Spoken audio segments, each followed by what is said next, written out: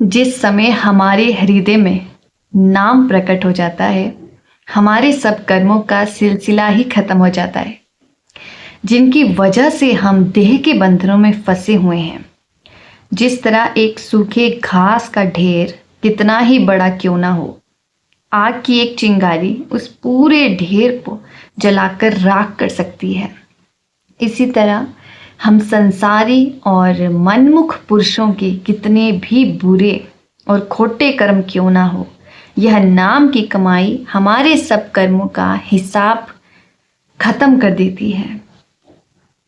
हजरत ईसा मसीह भी बाइबल में कहते हैं, जो शब्द मैंने तुम्हें दिया है उसके द्वारा तुम अब शुद्ध हो गए हो। कबीर साहिब तो नाम की यहाँ तक महिमा करते हैं, नाम जपत कुष्टी भला, चुई चुई परे जो जाम, कंचन देह के ही काम की जा मुख नाही नाम। अगर कोई कोड़ी भी है जिसके शरीर से पानी बह रहा है, लेकिन उसका ख्याल अंदर शब्द या नाम के साथ जुड़ा हुआ है, तो वह उस व्यक्ति से कहीं अच्छा है। जो सोने जैसी काया और दुनिया के सब ऐशो आराम लेकर बैठा है, मगर परमात्मा को भूला हुआ है। जिस सच्चे नाम की महात्मा इतनी महिमा करते हैं, वह नाम कहीं बाहर नहीं है, हमारे शरीर के अंदर ही है। जो उस नाम को शरीर के बाहर ढूंढने की कोशिश करते हैं, वे बेगारियों की तरह अपना कीमती समय बर्बाद करते हैं। बेगारी कौन है? जो सारा दिन मेहनत करता है, अपना खून पसीना एक कर देता है, लेकिन आखिर में उसके पल्ले कुछ भी नहीं पड़ता। अगर कोई चीज़ हमारे घर के अंदर है, तो बाहर खोजने से वह कैसे मिल सकती है? अब सवाल पैदा हुआ कि हमें अपने अंदर शब्द या नाम रूपी रूहानियत के खजाने की खोज किस तरह करनी है। अंदर का रूहानी सफ़र कैसे तय करना है। हमारा रूहानी सफ़र पैरों के तलवों से लेकर सिर की चोटी तक है, और इस सफ़र की 2 मंजिलें हैं। एक आंखों तक है और दूसरी आंखों के ऊपर। हमारे शरीर के अंदर आत्मा और मन का जो स्थान है, वह हमारी आंखों के पीछे है, जिसे मुसलमान फ़कीरों ने नुक्ते सुवेदा कहकर बयान किया है। हज़रत ईसा ने जिसे घर का दरवाज़ा कहकर समझाया है। ऋषि मुनियों ने उसका वर्णन शिव नेत्र और दिव्य चक्षु कहकर किया है। गुरु नानक साहिब उसे घर दर यानी कि घर का दरवाज़ा या तिल कहते हैं। अगर हम कोई बात भूल जाएं और उसे याद करना चाहें, तो हमारा हाथ कुदरती तौर पर माथे पर आकर टिक जाता है। किसी भूली हुई चीज़ को याद करने के लिए हम कभी टांगों पैरों पर हाथ नहीं टिकाते। आंखों के बीच और पीछे के स्थान का हमारे सोचने विचारने के साथ बड़ा गहरा संबंध है। हम सबका ख्याल यहाँ से उतरकर 9 द्वारों के जरिए सारी दुनिया के अंदर फैल रहा है। हमारा ख्याल तीसरे तिल से उतरकर पल पल सारी दुनिया में फैलता जाता है, और मन एक क्षण के लिए भी आंखों के पीछे नहीं ठहरता। जब तक मन आंखों के पीछे नहीं ठहरता, तब तक यह अपने घर त्रिकुटी में जाकर नहीं समा सकता। हमारे शरीर के 9 दरवाजे हैं। 2 आँखें, 2 कान के सुराख, 2 नाक के सुराख, मुंह और नीचे 2 इंद्रियों के सुराख। इन 9 द्वारों के जरिए हमारा ख्याल सारी दुनिया में फैलता है। कितनी ही अंधेरी कोठरी के अंदर जाकर क्यों ना बैठ जाएं, बाहर कितने ही ताले क्यों ना लगे हों, हमारा मन वहाँ नहीं होगा। बाहर सारी दुनिया में फैला हुआ होगा। हमारे मन की दलीलें करने की और सोचने की जो आदत पड़ी हुई है, इसको महात्मा सिमरन करना कहते हैं। सिमरन करने की हर एक को कुदरती आदत पड़ चुकी है। हम कभी 1 मिनट के लिए भी सिमरन के बिना नहीं रह सकते। कोई बाल बच्चों का सिमरन करता है, कोई घर के काम काज का, कोई दफ्तर का, खेती या कारोबार का सिमरन करता है, जिसका भी हम सिमरन करते हैं उसकी शक्ल हमारी आंखों के सामने आकर खड़ी हो जाती है। अगर बच्चों का सिमरन करते हैं, उनको याद करते हैं, उनकी शक्लें आंखों के आगे आ जाती हैं। अगर घर के कामकाज के बारे में ख्याल आता है तो घर के कारोबार आंखों के आगे आने शुरू हो जाते हैं। इसको महात्मा ध्यान करना कहते हैं। जिसका हम सिमरन करते हैं उसका ध्यान भी करना शुरू कर देते हैं। जिन जिन शक्लों और पदार्थों का सिमरन और ध्यान पकता जाता है उनके साथ हमारा मोह या प्यार भी पैदा हो जाता है। सिमरन और ध्यान के जरिए हमारा उनके साथ इतना लगाव और प्यार पैदा हो जाता है कि रात को हमें सपने भी उनके ही आने शुरू हो जाते हैं।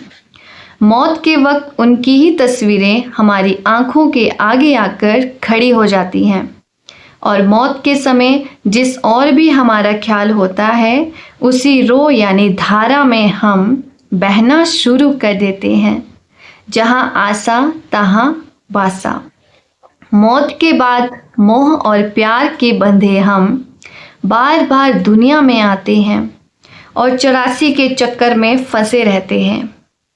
इसीलिए महात्मा समझाते हैं कि सिमरन और ध्यान की हमें कुदरती आदत पड़ी हुई है, इसलिए इस कुदरती आदत से फ़ायदा उठाओ और दुनिया के सिमरन और ध्यान के स्थान पर मालिक के नाम का सिमरन और ध्यान करो, क्योंकि सिमरन को सिमरन काटेगा और ध्यान को ध्यान काटेगा।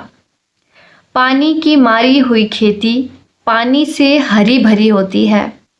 दुनिया की नाशवान चीज़ों का सिमरन करके हम उनसे मोह या प्यार किए बैठे हैं। उनमें से कोई भी चीज़ हमारा साथ देने वाली नहीं है। उनका मोह या प्यार हमें बार बार देह के बंधनों की ओर ले जाता है। हमें चाहिए कि उस मालिक के नाम का सिमरन और ध्यान करें जो कभी फना नहीं होता, जिसकी अंश हमारी आत्मा है और जिसके अंदर वह समाना चाहती है। गुरु अर्जुन साहिब फरमाते हैं, निश्चल एक आप अविनाशी सो निश्चल जो तिसे त्याइंदा। वह परमात्मा निश्चल है, वह कभी जन्म और मरण के दुखों में नहीं आता। जो उसका ध्यान करते हैं, उससे प्यार करते हैं, उसका सिमरन करते हैं, वो भी निश्चल हो जाते हैं। उनका भी मरण जन्म के दुखों से छुटकारा हो जाता है। हमें आंखों के पीछे अपना ख्याल जमाकर परमात्मा के नाम का सिमरन करके अपने फैले हुए ख्याल को वापस इकट्ठा करके इसी केंद्र पर एकाग्र करना है। यह इतना सरल और आसान तरीका है कि छोटे बच्चे से लेकर बूढ़े तक इसे आसानी से कर सकते हैं, क्योंकि सिमरन करने की आदत तो कुदरती ही सबको पड़ी हुई है।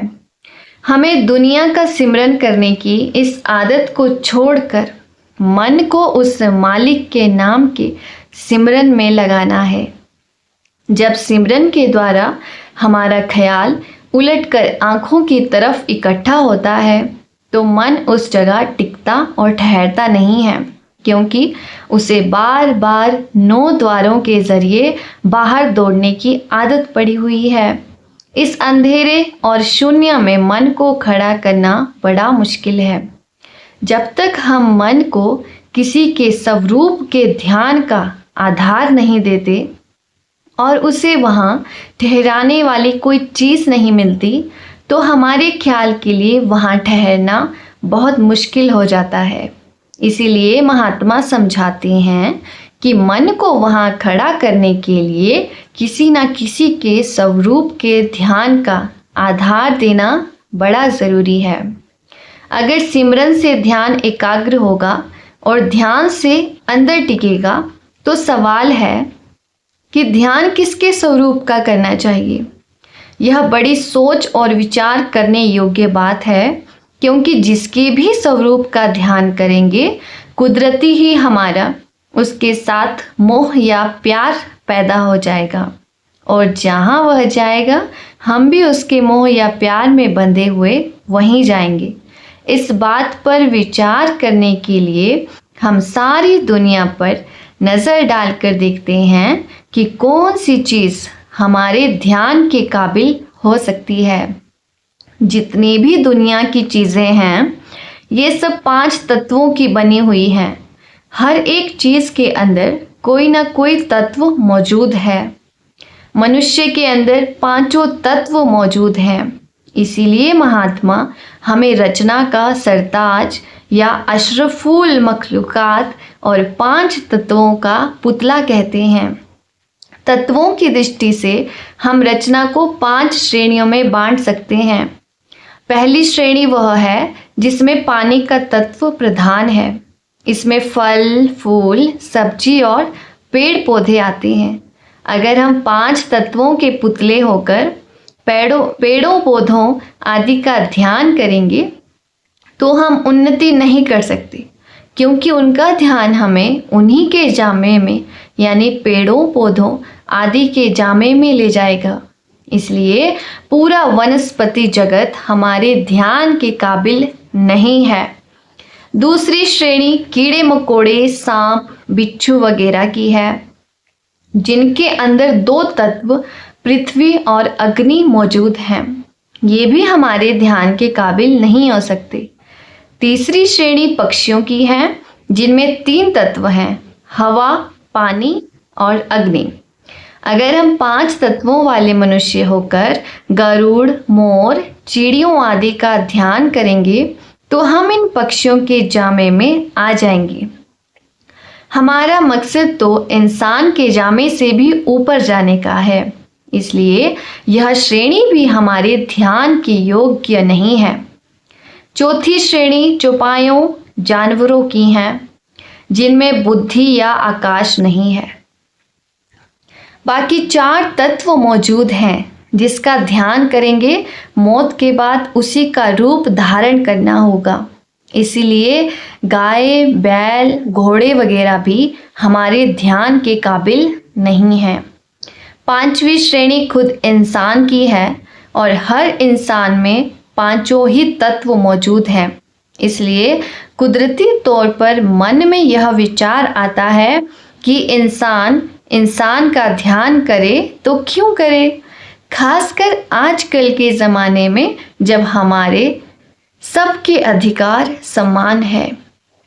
अब इंसान का ध्यान नहीं करता। देवी देवता किसी ने आज तक देखे नहीं। गाय भैंसों की बोली समझ नहीं आती और मालिक के स्वरूप का तो पता ही नहीं। इस नुक्ते पर पहुंचकर बहुत से लोग परमात्मा की हस्ती से ही इनकार कर देते हैं और बाकी सब भी इस उलझन में फंस जाते हैं कि अब कौन सी चीज़ हमारे ध्यान के योग्य हो सकती है। महात्मा एक बहुत अच्छी मिसाल देकर समझाते हैं कि अगर एक कमरे में बहुत से रेडियो रख दें जिनका कनेक्शन किसी बैटरी या बिजली से ना हो तो हम कभी किसी देश की खबरें नहीं सुन सकते।